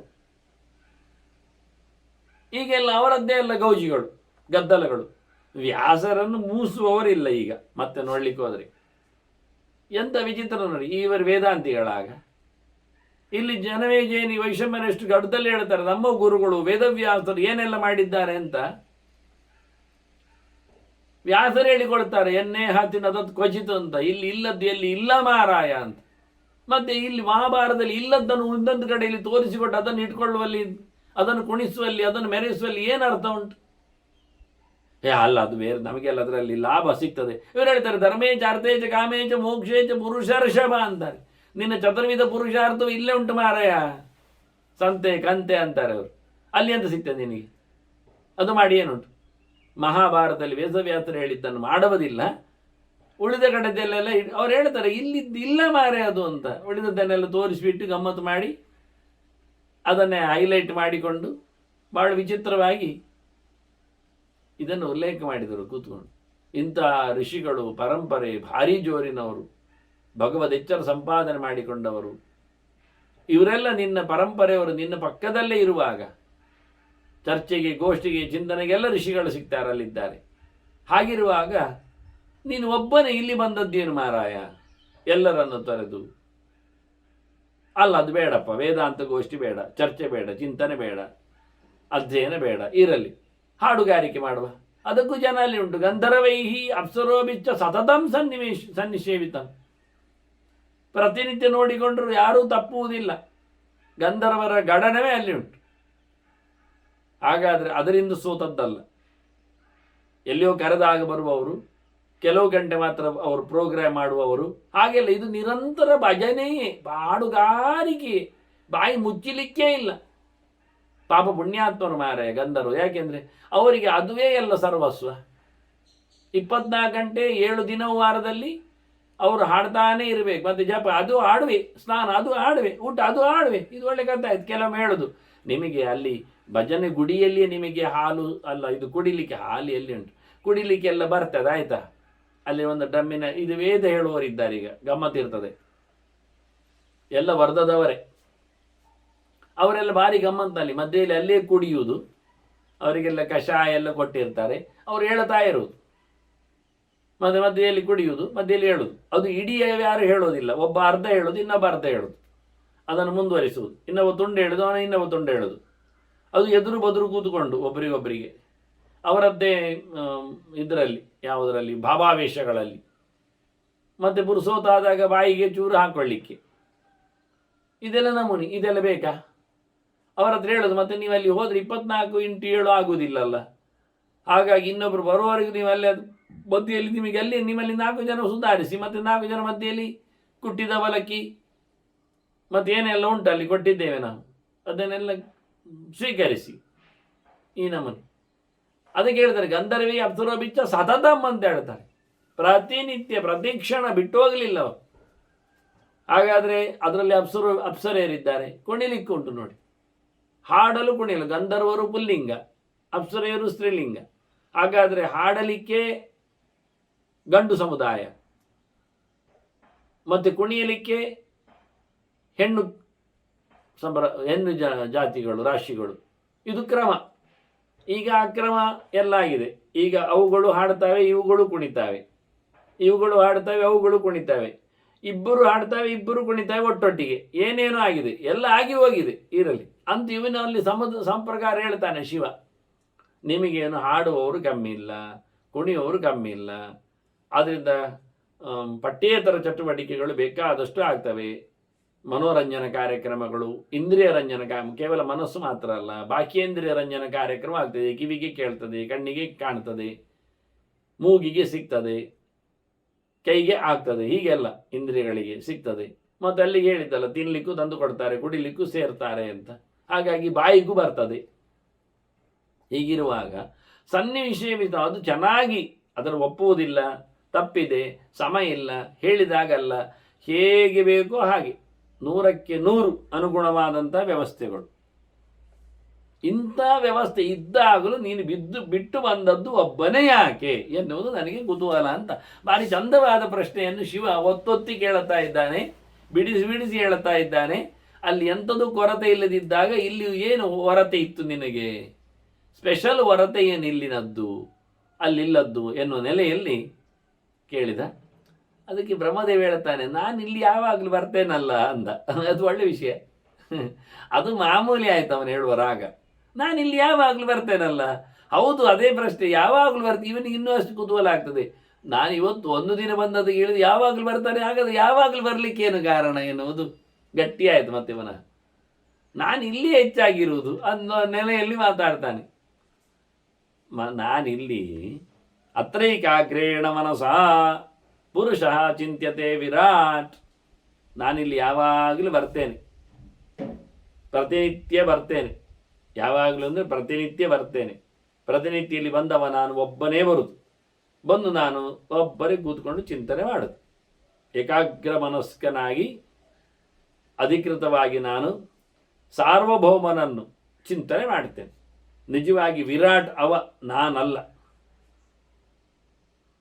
ನಾನು ಬ್ರಹ್ಮಾಂಡದ ಅರಸ ಅಂತ ಹೇಳಿಕೊಂಡು ನನಗೆ ವೈರಾಜ ಸದನ ಅಂತದಿಗೆ ಹೆಸರು ಕೊಟ್ಟರೆ ಅದು ನಾನು ಇರಲಾಗಿ ಅಲ್ಲ, ಅವನು ಕೊಟ್ಟ ಮನೆಯಲ್ಲಿ ನಾನು ಇರುವುದು. ಇದು ಕ್ರಮ, ಇದು ವಾಸ್ತವ.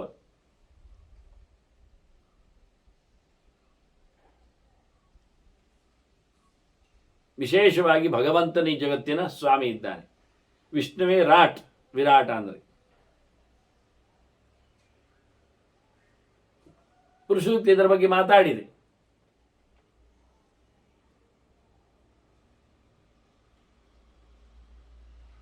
ಉತ ಅಮೃತತ್ವಸ್ತೇಷಾನಃ ಅಂತ ಹೇಳಿಕೊಂಡು ಇಡೀ ಜಗತ್ತಿಗೆ ಒಡೆಯನಾಗಿ ನಿಂತವ, ಎಲ್ಲಕ್ಕಿಂತ ಮೇಲೆ ಆಗಿದವ.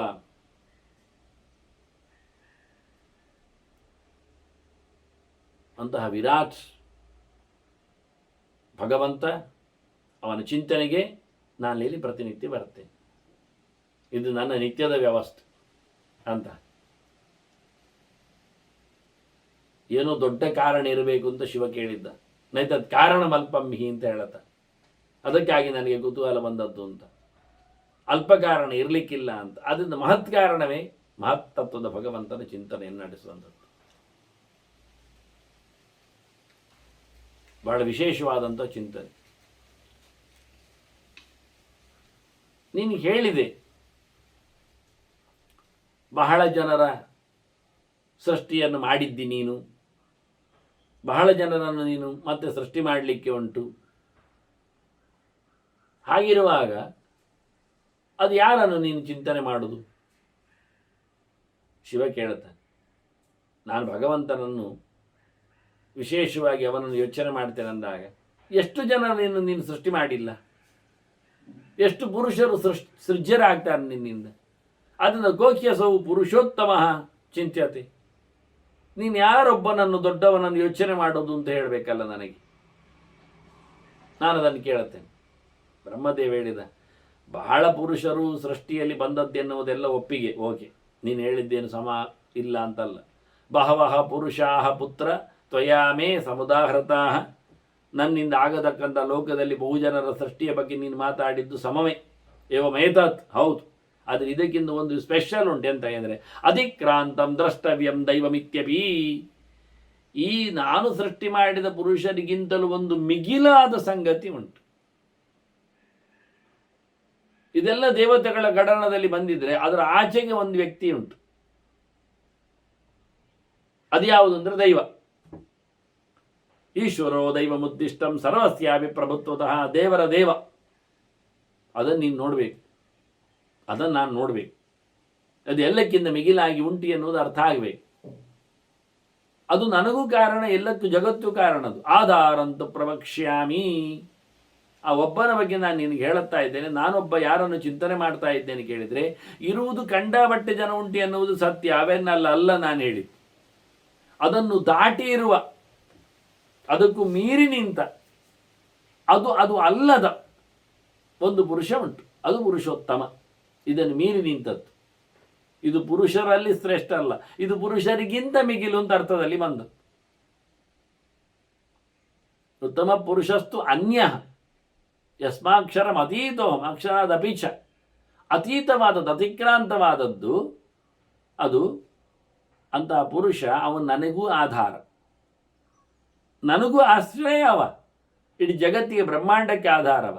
ಆಧಾರಂತ ಪ್ರವಕ್ಷ್ಯಾಮಿ ಏಕಸ್ಯ ಪುರುಷಸ್ಯತೆ. ಅವನು ಒಬ್ಬನೇ ಆಧಾರ, ಮಸ್ತು ಇಲ್ಲ, ಸುಮಾರು ಜನರಿಲ್ಲ. ನೀನು ಹೇಳಿದರೆ ಬಹುಪುರುಷರಿದ್ದಾರೆ. ಅದು ನನ್ನಿಂದ ಸೃಷ್ಟರಾದವರು, ಸೃಜ್ಯರಾಗುವವರು ಸತ್ಯ. ಅವರು ಈ ಜಗತ್ತಿಗೆ ಆಧಾರ ಅಲ್ಲ, ನನಗೂ ಆಧಾರ ಅಲ್ಲ. ನಾನು ಒಬ್ಬನೇ ನನಗೆ ಆಧಾರನಾದವ, ಎಲ್ಲರಿಗೂ ಆಧಾರ ಆದವ. ನನಗೆ ಅವನೊಬ್ಬನೇ ಆಧಾರ, ನನಗೆ ಇನ್ಯಾರೂ ಇಲ್ಲ ಆಶ್ರಯ. ಮತ್ತೆ ನಾನೇ ಎಲ್ಲರಿಗೂ ಆಶ್ರಯ, ಅದು ಸರಿ. ಆದರೆ ನನಗೆ ಯಾರು ಆಶ್ರಯ? ನಿನಗೆ ನಾನಿದ್ದೇನೆ. ರುದ್ರಂ ಸಮಾಶ್ರಿತ ದೇವ. ನೀನು ಎಲ್ಲರಿಗೂ ನೀನು ಆಶ್ರಯ. ರುದ್ರೋ ಬ್ರಹ್ಮಾಣಮಾಶ್ರಿತ. ರುದ್ರದೇವ ಬ್ರಹ್ಮನಲ್ಲಿ ಆಶ್ರಿತನಾಗಿದೆ. ಬ್ರಹ್ಮ ಮಾಮ ಆಶ್ರಿತೋ ನಿತ್ಯಂ. ನಾರಾಯಣ ಹೇಳ್ತಾನೆ, ಅವನು ನನ್ನನ್ನು ಆಶ್ರಯಿಸಿದ್ದಾನೆ.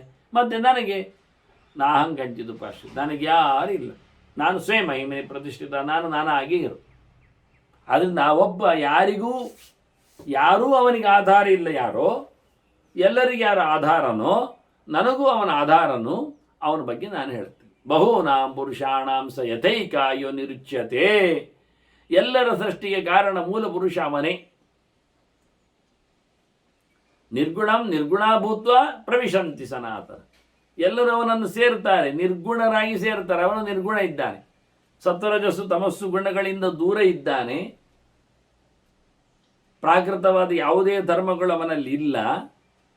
ಹಾಗಾಗಿ ಇವರೆಲ್ಲ ಪ್ರಾಕೃತರು ಅಪ್ರಾಕೃತರಾಗಿ ಪ್ರಾಕೃತ ಧರ್ಮವನ್ನು ಕಳಚಿಕೊಂಡು ನಿರ್ಗುಣ ಭೂತ್ವ ಅಂದ್ರೆ ಅವರಲ್ಲಿ ಗುಣ ಉಂಟು ಅಂತಾಯಿತು. ಸತ್ವರಜಸ್ಸು ತಮಸ್ಸು ಗುಣಗಳಿದ್ದವು, ಬಾಕಿಯ ದೇಹಗಳು ಬಾಕಿಯ ಭೋಗಗಳಿದ್ದವು.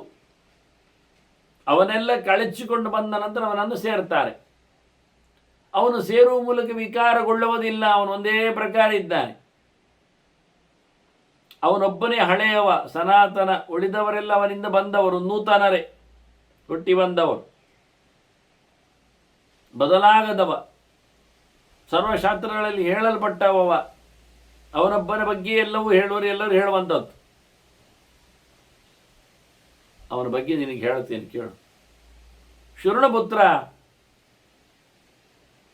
ನೀನು ಕೇಳಬೇಕು ಮಗನೇ ಅಂತ ಮಗ ಅಂತ ಮಧ್ಯೆಯಲ್ಲಿ ಕರೀತಾ ಇದ್ದಾನೆ. ಯಥಾ ಹ್ಯೇಕಃ ಪುರುಷಃ ಶಾಶ್ವತಃ ಅವ್ಯಯಃ ಅಕ್ಷಯಶ್ಚ ಅಪ್ರಮೇಯಶ್ಚ. ಅವನು ಆ ಅಂದರೆ ತಿಳಿಲಿಕ್ಕೆ ಆಗುವುದಿಲ್ಲ ಅಂತ, ಅಪ್ರಮೇಯ ಅಂತ. ಅವನು ತಿಳಿಯಬೇಕಾದವನು ಸಮ, ಪೂರ್ವವಾಗಿ ಅವನನ್ನು ತಿಳಿಯಲಿಕ್ಕೆ ಬರುವುದಿಲ್ಲ. ಅವನು ಅಕ್ಷಯ, ನಾಶಗೊಳ್ಳುವುದಿಲ್ಲವ.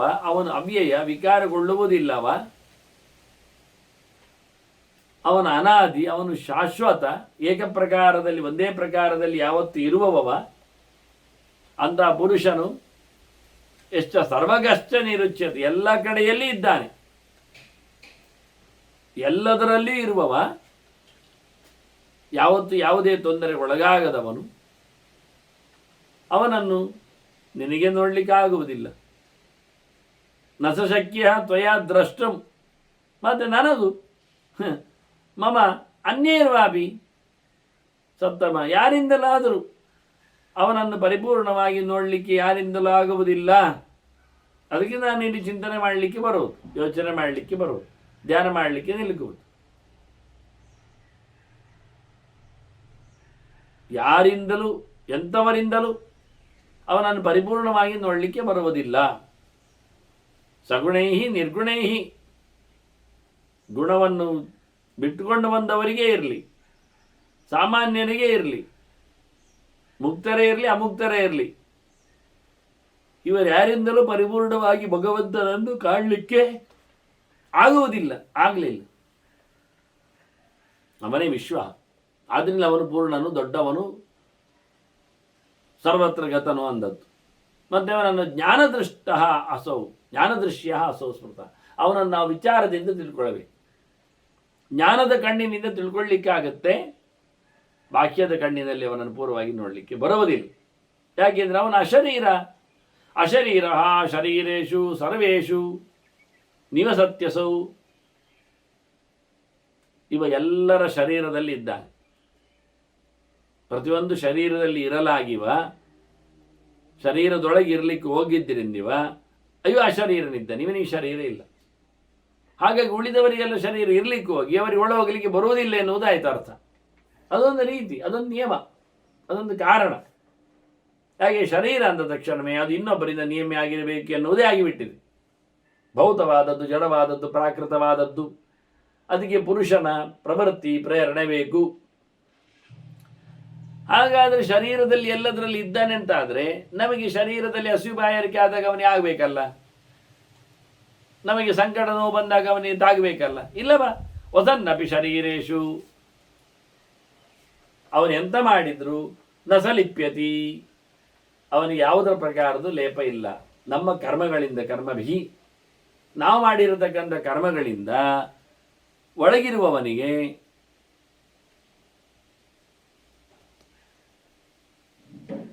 ನಿಯಾಮಕರಿಗೆ ಯಾವುದೇ ಪ್ರಕಾರವಾದಂತಹ ಹಾನಿ ಆಗುವುದಿಲ್ಲ. ಒಳಗಿದ್ದಾನೆ ಅಂದರೆ ಎಂಥದ್ದು ಮಾಡ್ತಾ ಇದ್ದಾನೆ? ನಿಯಮನ ಮಾಡ್ತಾ ಇದ್ದಾನೆ. ಮಮ ಅಂತರಾತ್ಮ ತವಚ ಏ ಚಾನ್ಯೇ ದೇಹ ಸಂಹಿತ. ಯಾರೆಲ್ಲ ದೇಹ ಹೊತ್ತವರಿದ್ದಾರೆ ಎಲ್ಲರಿಗೂ ಅವನ ಅಂತರ್ಯಾಮಿ. ಎಲ್ಲ ಜೀವನನ್ನು ದುಡಿಸಿಕೊಳ್ಳುವವನು ಅವನೇ. ನನಗೂ ಅವನೇ, ನಿನಗೂ ಅವನೇ.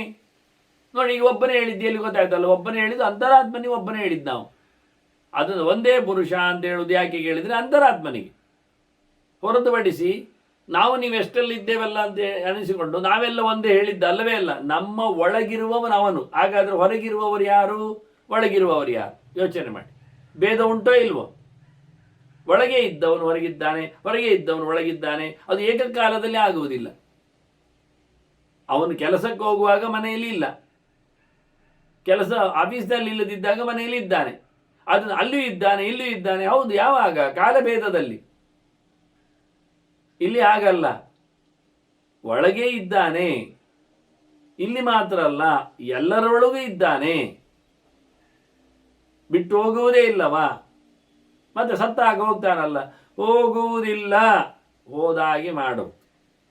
ಅವನು ಅಲ್ಲಿ ಮತ್ತೆ ಇದ್ದಾನೆ. ಹೆಣದಲ್ಲಿಯೂ ದೇವರಿದ್ದಾನೆ, ಕಣದಲ್ಲಿಯೂ ದೇವರಿದ್ದಾನೆ. ಹೆಣದಲ್ಲಿ ಅಂತ ಇರುವುದಿಲ್ಲ.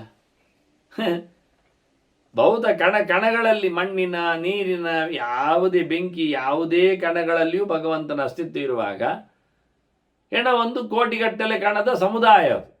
ಅಲ್ಲಿ ಕೋಟಿಗಟ್ಟಲೆ ದೇವರಿದ್ದಾರೆ. ಮತ್ತೆ ಒಂದಿಲ್ಲ ಹೇಳಲಿಕ್ಕೆ ಹೋಗಿ ಕೋಟಿಗಟ್ಟಲೆ ಉಂಟು ಹೇಳಬೇಕಾಗ್ತದೆ. ಅದನ್ನು ಮಮ ಅಂತರಾತ್ಮ ಎಲ್ಲವನ್ನೂ ಒಳಗೆ ನಿಂತು ಪ್ರೇರಣೆ ಮಾಡುವವ ನಿನಗೂ ಅಂತರ್ಯಾಮಿಯಾಗಿದ್ದಾನೆ. ತಾವಾಚ ಅಂತ ಶಿವನಿಗೂ ಅಂತರ್ಯಾಮಿಯಾದವ ನಾರಾಯಣನೇ. ಅನ್ಯೇಚ ಎಲ್ಲರಿಗೂ, ಉಳಿದವರಿಗೂ. ಸರ್ವೇಷಾಂ ಸಾಕ್ಷಿಭೂತೋಸು ನ ಗ್ರಾಹ್ಯ ಕೇನಚಿತ್ ಕ್ವಚಿತ್. ಎಲ್ಲರಿಗೂ ಸಾಕ್ಷಿಯಾಗಿದ್ದಾನೆ, ಎಲ್ಲರ ಒಳಗೂ ಇದ್ದಾನೆ, ಎಲ್ಲವನ್ನು ಸಾಕ್ಷಾದೀಕ್ಷತೆ ಪ್ರತ್ಯಕ್ಷವಾಗಿ ಕಾಣ್ತಾನೆ. ಆದರೆ ಅವನಿಗೆ ಯಾರು, ಅವನನ್ನು ಯಾರೂ ಕಾಣುವುದಿಲ್ಲ. ಅವನು ಯಾರಿಗೂ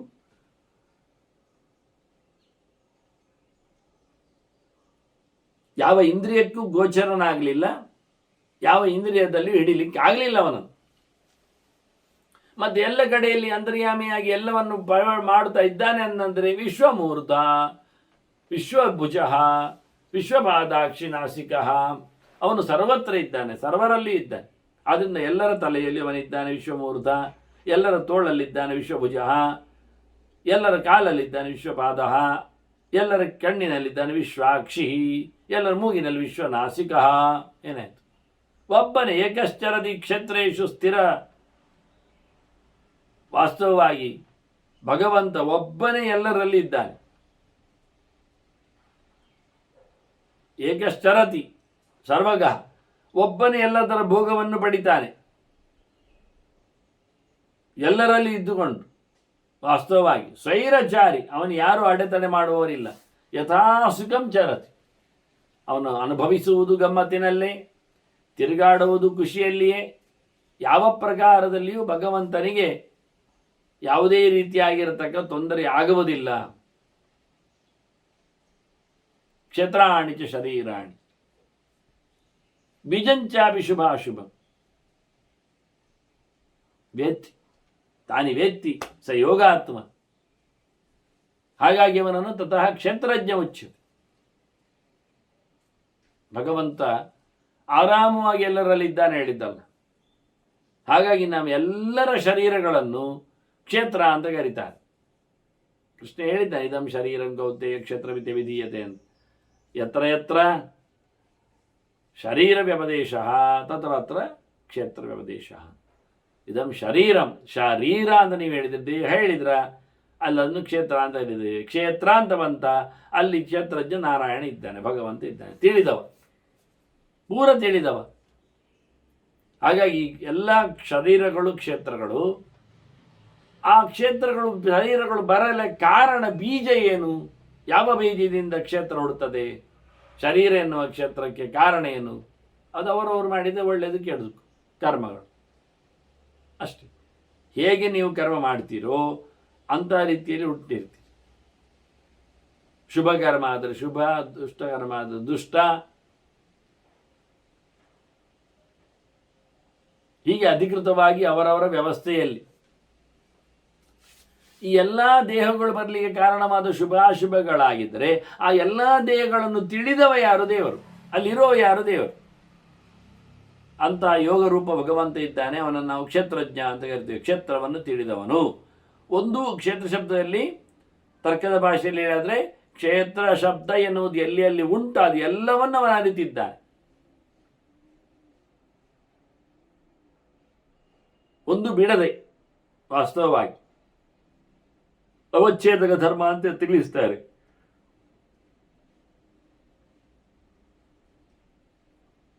ಕ್ಷೇತ್ರದಲ್ಲಿ ಇದ್ದಾನೆ ಹೇಳಿದ ತಕ್ಷಣ ಈ ಯಾವುದೇ ಒಂದು ಕ್ಷೇತ್ರವನ್ನು ಕರೀರಿ, ಅಲ್ಲಿದ್ದಾನೆ ಅಂತ ಅರ್ಥ. ಕ್ಷೇತ್ರ ಶಬ್ದ ವ್ಯಪದೇಶ ಇದ್ದರೆ ಸಾಕಾಗ್ತದೆ ದೇಹದ ವಿಷಯದಲ್ಲಿ. ಅದನ್ನು ತಿಳ್ಕೊಂಡಿದ್ದಾನವನು. ಸಾ ಗತಿ ಗತಿಸ್ತಸ್ಯ ಜ್ಞೇಯ ಭೂತೇಶು ಕೇನಚಿತ್. ಅವನ ಅಗತಿಯಾಗಲಿ ಗತಿಯಾಗಲಿ, ಅವನ ಬರುವಿಕೆ ಆಗಲಿ ಹೋಗುವಿಕೆ ಆಗಲಿ, ಅವನ ಇರುವಿಕೆ ಆಗಲಿ ಇಲ್ಲದಿರುವಿಕೆ ಆಗಲಿ ಯಾರಿಗೂ ಗೊತ್ತಿಲ್ಲ, ಏನು ಗೊತ್ತಿಲ್ಲ. ಯಾವ ಪ್ರಕಾರದಲ್ಲಿಯೂ ಹೇಳಲಿಕ್ಕಾಗೋದಿಲ್ಲ. ಅವನ ಚಿಂತನೆ, ಗತಿ ಅಂದರೆ ಚಿಂತನೆಯು, ಅವನ ಚಿಂತನೆಯು ಸುಲಭ ಇಲ್ಲ ವಾಸ್ತವವಾಗಿ. ಸಾಂಖ್ಯೇನ ವಿಧಿನಾಚೈವ ಯೋಗೇನ ಚ ಯಥಾಕ್ರಮಂ ಚಿಂತೆಯಾಮಿ. ನಾನು ಮತ್ತೆ ಶಾಸ್ತ್ರದ ಅನುಗುಣವಾಗಿ ಕಷ್ಟಪಟ್ಟು ಯೋಚನೆ ಮಾಡಲಿಕ್ಕೆ ಹತ್ತಿದ್ದೇನೆ. ಸಾಂಖ್ಯಶಾಸ್ತ್ರದಿಂದ ಯೋಗಶಾಸ್ತ್ರದಿಂದ ಅದನ್ನು ವಿದ್ಯುಕ್ತವಾಗಿ ಮತ್ತೆ ತಪ್ಪಿಲ್ಲದೆ ಮುಖ್ಯಾರ್ಥದ ನೆಲೆಯಲ್ಲಿ ಅವನ ಆಗತಿ ವಿಗತಿಯ ಬಗ್ಗೆ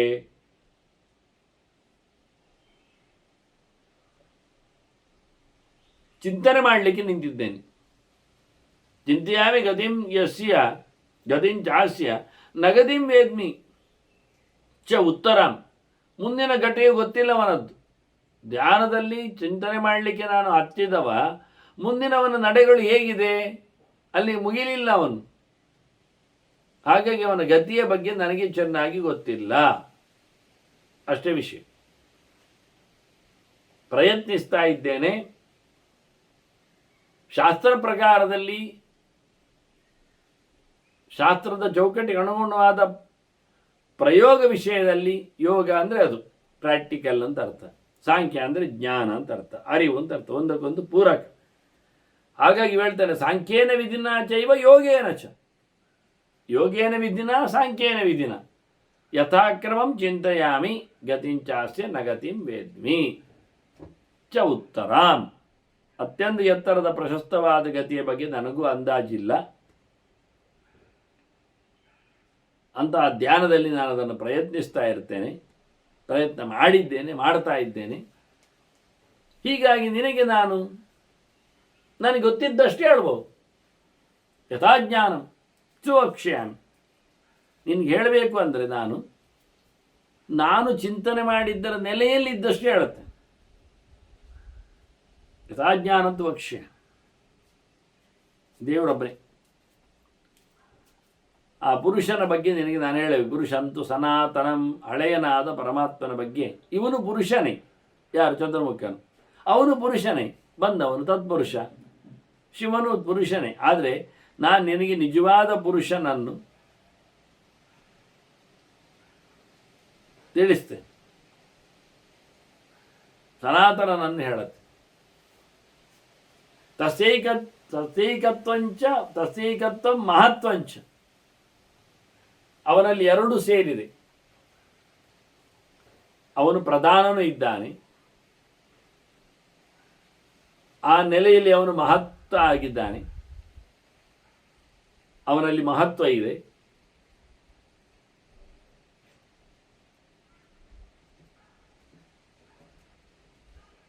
ಅಂಥವರೊಬ್ಬನೇ ಇದ್ದಾನೆ, ಇನ್ಯಾರೂ ಇಲ್ಲ. ಸಮನಾದವನಿಲ್ಲ, ಮೀರುವವರು ಇಲ್ಲ.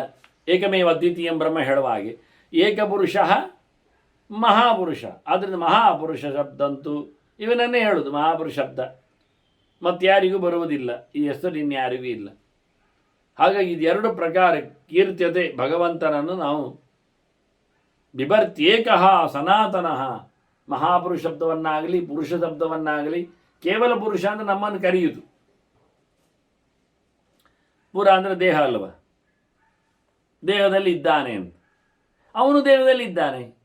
ಅವನು ದೇಹವನ್ನು ತಿಳ್ಕೊಂಡಿದ್ದಾನೆ, ಆದ್ದರಿಂದ ಅವನು ಮಹಾಪುರುಷ.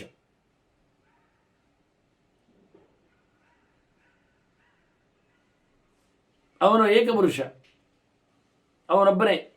ಅದರಿಂದ ಈಗ ಒಬ್ಬ ಪುರುಷ ಹೇಳೋದಕ್ಕೆಲ್ಲ ಅರ್ಥ ಆಯ್ತಲ್ಲ.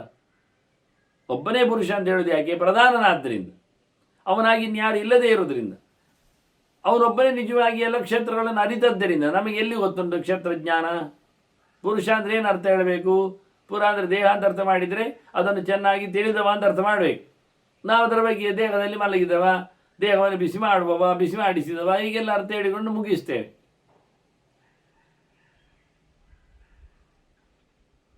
ಹೀಗಾಗಿ ಭಗವಂತನ ಏಕಪುರುಷವಾದವನ್ನು ಮಹಾಪುರುಷದೆಡೆಗೆ ತಂದಿಟ್ಟು ದೊಡ್ಡವನು ಎನ್ನುವ ನೆಲೆಯಲ್ಲಿ ಒಬ್ಬನು ಅಂತ ಹೇಳಿದ್ದು ಹೊರತು ದೊಡ್ಡವನು ಒಬ್ಬನೇ, ಇನ್ಯಾರಿಲ್ಲ. ಹೀಗಾಗಿ ಇಂತಹ ಭಗವಂತನ ಬಗ್ಗೆ ನಿನಗೆ ನಾನು ಹೇಳುತ್ತೇನೆ ಅಂತ ತಿಳಿದಷ್ಟು ಹೇಳುತ್ತೇನೆ ಅಂತೇಳಿ ಒಂದು ಮೊದಲ ವಿಷಯವೇ ದೊಡ್ಡ ವಿಷಯ. ದೊಡ್ಡ ದೇವರು ಅತ್ಯಂತ ಮಹತ್ತರನಿದ್ದಾನೆ, ಒಬ್ಬನೇ ದೇವರು. ಅವನು ಏಕಪುರುಷತ್ವವನ್ನು ಮಹಾಪುರುಷತ್ವದಲ್ಲಿ ಮರ್ಜಿ ಮಾಡಿ ದೊಡ್ಡತನದಲ್ಲಿ ಇರುವುದು ಒಬ್ಬನೇ ಹೇಳುವ ನೆಲೆಯಲ್ಲಿ ಹೇಳುತ್ತಾ, ಇನ್ನು ಆ ಪುರುಷ ಚಿಂತನೆಯನ್ನು ಬ್ರಹ್ಮದೇವ ಕೊಟ್ಟದ್ದನ್ನು, ಶಿವನಿಗೆ ತಿಳಿಸಿಕೊಟ್ಟದ್ದನ್ನು ಜನಮೇಜಯನಿಗೆ ವೈಶಂಪಾಯನರು ಹೇಳುತ್ತಾ ಆ ಚಿಂತನೆಯನ್ನು ಬಹಳ ದೊಡ್ಡದಾದ ಒಂದು ಸಮಾಚಾರವನ್ನು ಅನುಸಂಧಾನ ತರ್ತಾರೆ. ಮತ್ತೆ ಉಳಿದ ಸಂಗತಿ ಕೇಳುವ ವಂದನೆಗಳೊಂದಿಗೆ ಶ್ರೀಕೃಷ್ಣ ನಾರಾಯಣ ನಾರಾಯಣ ನಾರಾಯಣ.